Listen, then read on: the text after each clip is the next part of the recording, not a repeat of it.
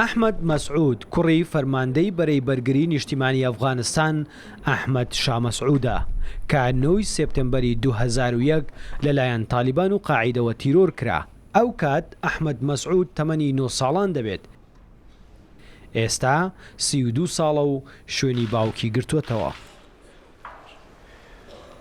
تاکە شوێنێک لەلایەن تالیبانەوە لە ئەفغانستان کۆنتڕۆڵ نەکراوە ناوچەی پەنجشیری ژێردەسەڵاتی ئەحمەد مەسعودی کوڕە. ئەحمەد شامەسعود لە وتارێکدا کە لە 18 ئەم مانگە لە واشنگتن پۆست بڵاوبووەتەوە داوای هاوکاری لە ئەمریکا و ئەوروپا دەکات و دەڵێ من درێژە پێدەری ڕێگەی باوکمم، ئێمە تەنیا شەڕ بۆ خۆمان و ئازادی ئەفغانستان ناکەین، بەڵکو شەڕ بۆ ئەو بەها هاوبەشانش دەکەین کە لە نێوان ئێمە و ڕۆژئاوادا هەن. ئەحمەد شامەسعودی کوڕ نایشارێتەوە چەک و چۆڵی باشیان هەیە چونکە باوکیشی پێشبینی ئەم ڕۆژەی دەکرد. 4 مانگ پێش تیرۆرکردنی ئەحمەد شامەسعودی باوک بە دیاریکراوی لە 2 نیسانی 2001 دەچێتە پەرلەمانی ئەوروپا لە برۆکسل. مەترسی و پیلانەکان و گەڕانەوەی قاعیدە و تالیبان دەگەیەنێتە بەرپرسانی ئەوروپا، بەڵام گوێ بە هۆشداریەکەی نادەن و دوای گەڕانەوەی وەک ئەحمەدی کوڕی دەڵێ قاعیدە و تالیبان تیرۆری دەکەن. ئەم جارەیان پێدەچێت بەدەم داواکاریەکەی ئەحمەد شامەسعودی کوڕەوە بچن، نەک تەنها ئەوروپا بەڵکو سێرگی لاڤرۆڤ وەزیری دەرەوەی رووسیاش ئومێدێکی بە هێزەکانی پەنجشیر هەیە.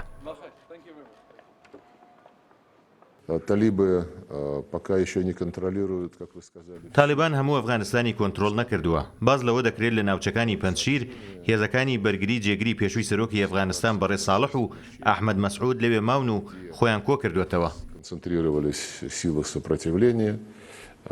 вице-президента Афганистана господина Салиха и Ахмада Масуда. فەرماندە گەنجەکەی پەنجشیر ئاشکرای دەکات لە 72 کاتژمێری ڕابردوو ژمارەیەکی زۆر لە سەرباز و هێزە تایبەتەکانی ئەفغانستان لە کاتی هەرەسێنانی سوپادا بە چەکەکانیانەوە پەیوەندیان پێوە کردووە هاتوونەتە پەنجشیر، بەڵام وەک خۆی دەڵێ ئەمە بەس نییە و هێشتا پێویستیان بە هاوکاری ڕۆژئاوایە. هۆشداری دەداتە تالیبان ئەگەر بیانەوێت ناوچەکە بگرن ڕوبەڕوویان دەبنەوە، بەڵام بۆەوەی سەر بکەون پێویستیان بە چەک و هاوکاری زیاترە.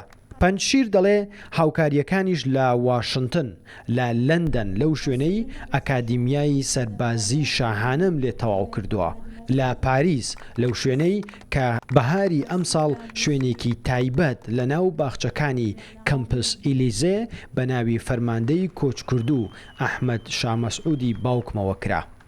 ئەحمەد مەسعود کوڕی گەورەی ئەحمەد شامەسعود فەرماندەی بەرەی بەرگری نیشتیمانی ئەفغانستانە و تاقانەی 4 خوشکە. ئەحمەد شامەسعودی کوڕ هۆشداری دەدات ناوچەکانی ژێردەسەڵاتی تالیبان جارێکی دیکە دەبنەوە بە شوێنی تیرۆر تاکە ئومێدیش لە ئەفغانستان مابێت پەنجشیرە. نەریمان هەورامی، کوردستان 24.